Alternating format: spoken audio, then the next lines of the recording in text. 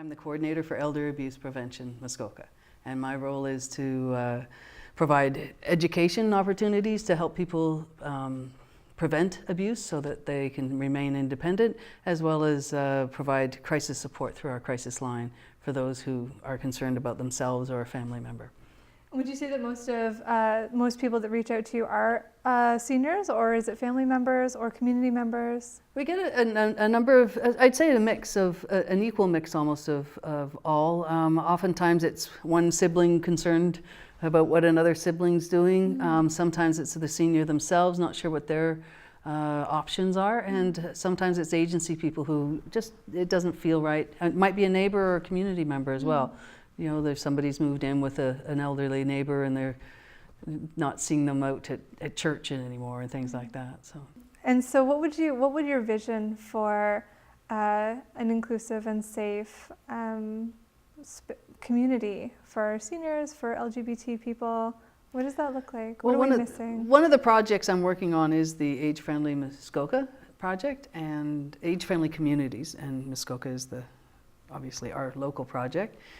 The idea with that is that we incorporate this filter into all of our planning, whether it's at the district, town level, and also within businesses. How can we make our community more age friendly? So we have already done an assessment over the last few years and worked with an outside consultant to develop a master aging plan. Mm. And we're now at the point of working to implement that master aging plan for Muskoka. I understand that you work in the field of violence against women. Why don't you tell me a little bit about that?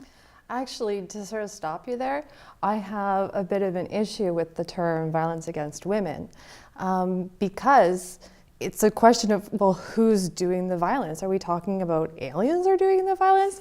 No, it's typically men who are doing violence against women. So I much prefer to use the terminology male violence against women. And you must come up against you know, maybe a strong reaction to that, because I'm sure that you've heard, you know, much of the hashtag what about the men. So maybe you can speak a bit to what led you to reframing it in that way.